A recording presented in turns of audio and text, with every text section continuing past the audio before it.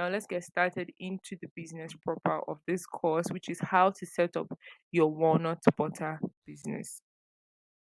The first thing you want to do in the production of walnut butter is to gather your ingredients. You would need raw walnuts and a touch of salt. Roasting the walnuts is optional, but it can enhance the flavor. Honey is also optional. After getting your ingredients together, like I said, we go into the optional roasting process. Preheat your oven to 350-degree Fahrenheit, which is also 175 degrees Celsius. Spread the walnuts on a baking sheet in a single layer and roast for 5 to 7 minutes. Stirring occasionally until the fragrance is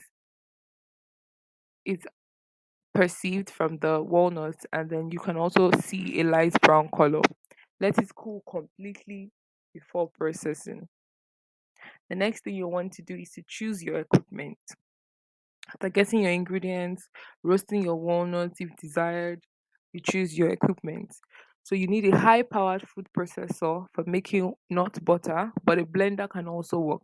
The thing with the blender is that it will take longer and will require scraping down the sides more frequently. After choosing your equipment, blender or food processor will start processing. You add the cold walnuts, that is, if you roasted them, or raw walnuts, if you didn't roast them, to the food processor bowl. Begin processing on low speed and gradually increasing to high speed as the walnuts break down. Remember, patience is key. Processing nut butter takes time depending on your equipment's power. It can take several minutes for the walnuts to transform from a coarse crumb to a smooth and creamy butter. Remember to scrape down the sides of the bowl occasionally to ensure even processing. Next, let's talk about texture control. As the walnuts break down, the natural oils will release, creating a smooth and creamy texture. If your mixture appears too dry or grainy, you can add a tablespoon or two of neutral oil like grapeseed oil or avocado oil to aid in the blending process. So you want to look out for the texture that you actually want for your nut butter. Like I said earlier, salt is an optional ingredient. Once you've achieved your desired consistency, add a pinch of salt to enhance the flavor, taste, and adjust as needed. Voila, you're done with your nut butter. Now, how do you store it? Transfer the finished walnut butter to an airtight container like a glass jar, as you can see in the picture on this slide, with a tight fitting lid. Store it in a cool, dark pantry for up to 2 weeks. Refrigeration can also be done to extend the shelf life of the nut butter for up to 3 months. Now, let's talk about some additional tips.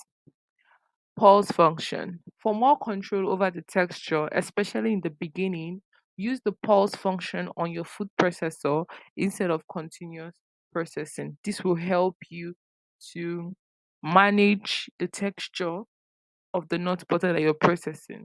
Another thing to take note of is batch size. When you're processing, start with a smaller batch of walnuts, especially if you're new to making nut butter. This ensures even processing and prevents overloading your equipment. So remember to start small. Another thing to note is that freshness matters. For the best flavor, use fresh, high quality walnuts. Avoid using walnuts that are stale or have an oily appearance. Another thing that we can also talk about today is experiment with flavors. Once you've mastered the basic process, you can explore adding a touch of honey, maple syrup, or a sprinkle of cinnamon for a flavored walnut butter variation. Just imagine the things that you can do with this product.